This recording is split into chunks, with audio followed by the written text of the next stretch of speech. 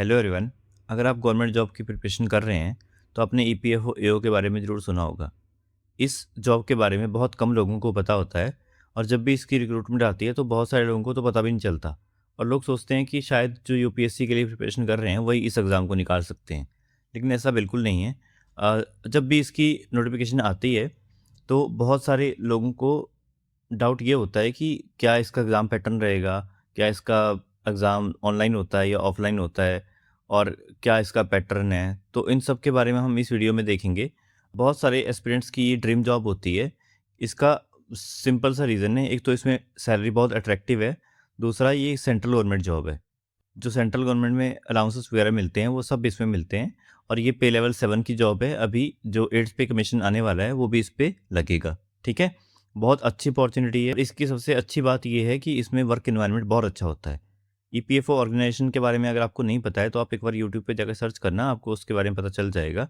ये बहुत अच्छी ऑर्गेनाइजेशन है वर्क कल्चर के मामले में, ठीक है? बहुत सारे लोगों को इसके बारे में पता ही नहीं होता कि इसकी वर्क प्रोफाइल क्या है, सैलरी और अलाउंसेस इसमें क्या मिलते हैं, एलिजिबिलिटी क्राइटेरिया क्या है, एग्ज़ाम पैटर्न और सिलेबस में क्या-क्या पूछा जाता है। सबसे इम्पोर्टेंट, अगर आज से प्रिपरेशन शुरू करते हैं तो क्या इसमें सिलेक्शन हो जाएगा? इस वीडियो में हम ये देखेंगे। अगर आपके मन में कोई सवाल है तो आप कमेंट कर सकते हैं नीचे, आपको उसका आंसर मिल जाएगा, ठीक है? इस वीडियो में हम ईपीएफओ एओ एग्ज़ाम को स्टेप बाय स्टेप समझेंगे।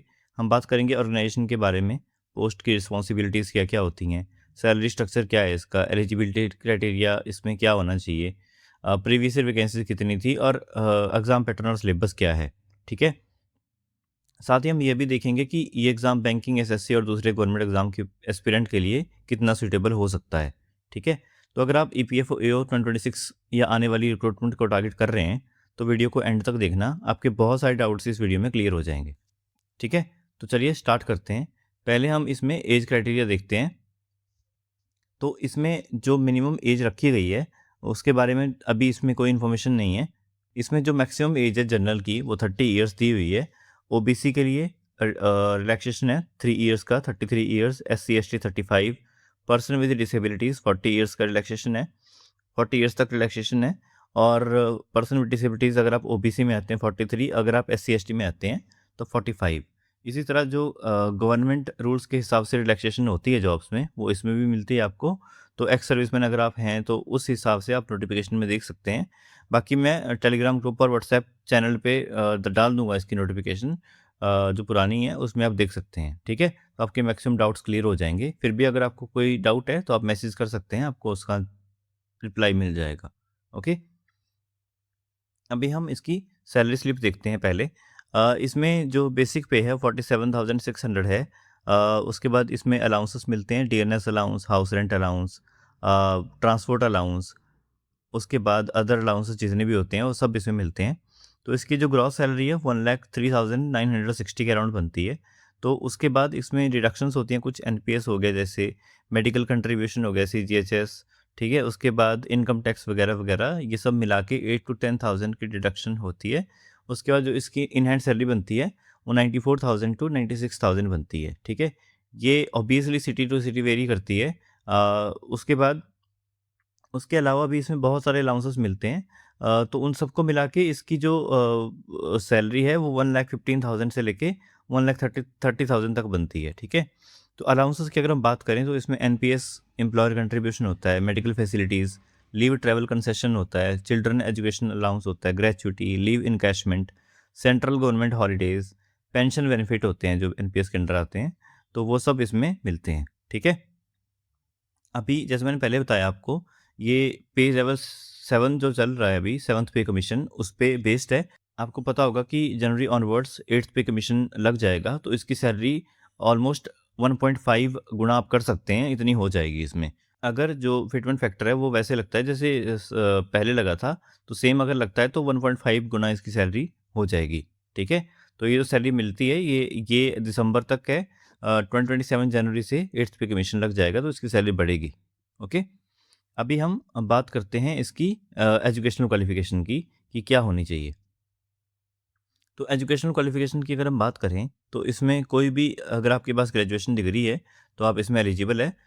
इसमें कोई एक्सपीरियंस नहीं चाहिए। बहुत सारे लोगों को ये डाउट होता है कि इसमें एक्सपीरियंस की रिक्वायरमेंट होती है क्या?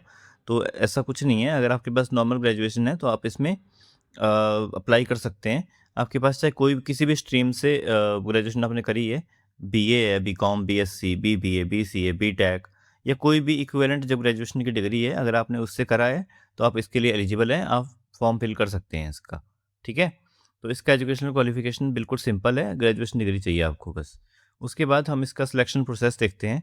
सबसे पहले इसका एक एग्ज़ाम होता है जिसको आरटी बोलते हैं, रिक्रूटमेंट टेस्ट। वो उसके बाद अगर आप उसमें क्वालिफाई करते हैं तो उसके बाद आपका इंटरव्यू होता है, और इंटरव्यू और जो रिक्रूटमेंट टेस्ट होता है उन दोनों के मार्क्स जुड़ के फाइनल मेरिट बनती है। उसके बाद डॉक्यूमेंट वेरिफिकेशन वगैरह होती है और आपको फाइनल सिलेक्शन मिल जाती है इसमें, ठीक है? एग्ज़ाम के बारे में हम आगे डिस्कस करते हैं कि इसका एग्ज़ाम पैटर्न क्या है। तो एग्ज़ाम पैटर्न की अगर हम बात करें तो इसका जो एग्ज़ाम है वो ऑफलाइन होता है, ओएमआर बेस्ड, ठीक है? जो टाइप ऑफ क्वेश्चन है वो ऑब्जेक्टिव होते हैं, एमसीक्यू क्वेश्चन पूछे जाते हैं इसमें। टोटल क्वेश्चन 120 होते हैं और टोटल मार्क्स इसमें 300 होते हैं, ठीक है? कलेक्टिव टाइम मिलता है आपको 2 घंटे का इसमें, उसमें आपको पेपर करना होता है। लैंग्वेज इसकी हिंदी और इंग्लिश दोनों होती है, ठीक है? अगर हम इसका सिलेबस देखें तो सब्जेक्ट इसमें क्या-क्या कवर होते हैं। जनरल इंग्लिश आती है इसमें, नॉर्मल 10th लेवल की इंग्लिश आती है। उसके बाद इंडियन फ्रीडम स्ट्रगल उसके बारे में पूछा जाता है। Current events and development issues के बारे में पूछा जाता है। उसके बाद Indian polity and economy, general accounting principles, industrial relations and labour laws, क्योंकि अकाउंट्स ऑफिसर की जॉब है तो इसमें अकाउंटिंग प्रिंसिपल वगैरह भी पूछे जाते हैं, ठीक है? उसके बाद जनरल साइंस पूछी जाती है, computer application, quantitative aptitude, general mental ability and reasoning और सोशल सिक्योरिटी इन इंडिया। ये सब टाइप के क्वेश्चन हैं जो इसमें पूछे जाते हैं। अगर आपको सिलेबस थोड़ा और डिटेल में चाहिए तो मैं व्हाट्सएप चैनल पे डाल दूंगा और टेलीग्राम पे भी डाल दूंगा, तो वहाँ से आप देख सकते हैं, ठीक है? तो एग्ज़ाम पैटर्न इसका बिल्कुल सिंपल है। आपको अगर अगर इस एग्ज़ाम को क्लियर करना है तो आपको थोड़ा-सा अच्छे से प्रिपरेशन करनी पड़ेगी। इतना डीप में भी एग्ज़ाम नहीं पूछा जाता। अगर ऐसा नहीं है कि यूपीएससी वाले जो कैंडिडेट है वही इस एग्ज़ाम को क्लियर कर सकते हैं। नॉर्मल कैंडिडेट्स भी बहुत सारे हैं जिन्होंने ये एग्ज़ाम निकाला हुआ है। तो आप इसकी स्ट्रैटेजी बना के अच्छे से, मैं स्ट्रैटेजी वीडियो डाल दूँगा यूट्यूब पे अगर आपको चाहिए तो। तो उस हिसाब से आप प्रिपरेशन कर सकते हैं और आप इस एग्ज़ाम को निकाल सकते हैं, ठीक है? उसके बाद हम बात करते हैं नेगेटिव मार्किंग की।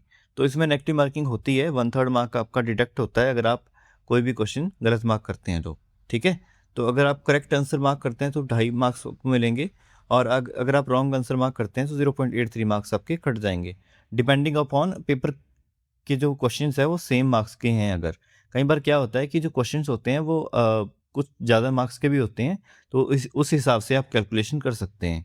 तो इसमें नेगेटिव मार्किंग होती है, तो आप ध्यान से एग्ज़ाम अटेम्प्ट करना, ओके? क्वेश्चन अगर आप छोड़ते हैं तो उसमें कोई भी मार्क आपका डिडक्ट नहीं होता, तो आपने बस रॉन्ग आंसर मार्क करना ही करना है बस, ठीक है?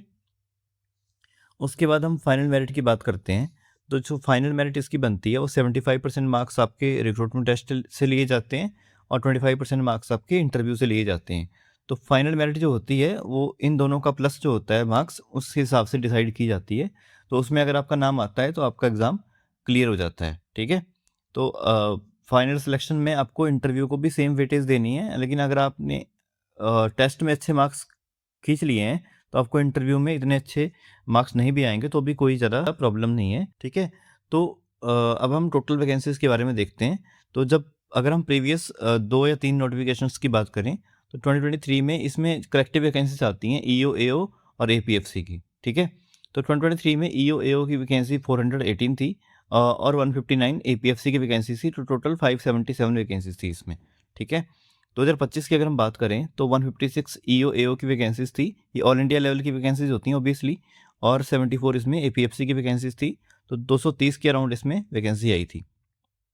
2026 की बात करें तो इसमें मास लेवल पे रिटायरमेंट्स हुई हैं। तो इस बार इसमें जो ईओ, एओ में वैकेंसीज़ है वो 311 के अराउंड आने की पॉसिबिलिटी है, और 80 एपीएफसी की वैकेंसीज़ है। ये बढ़ भी सकती हैं, ठीक है? तो टोटल 391 वैकेंसीज़ आने की पॉसिबिलिटी है इस बार, ठीक है? तो बहुत अच्छी रिक्रूटमेंट है, बहुत अच्छा ये एग्ज़ाम है। अगर आप इसके लिए अच्छे से मेहनत करते हैं तो ये एग्ज़ाम आपका क्लियर हो सकता है आराम से, ठीक है? तो आई होप हमने सब कुछ डिस्कस कर लिया है। अगर फिर भी आपको कोई डाउट है तो आप टेलीग्राम पे मैसेज कर सकते हैं। मैंने लिंक दे दिया डिस्क्रिप्शन में, व्हाट्सएप चैनल भी जॉइन कर सकते हैं आप वहाँ से। वहाँ पे आपको इसके बारे में और नॉलेज मिल जाएगी, ठीक है? तो आई होप सब कुछ कवर कर लिया है। Thank you so much.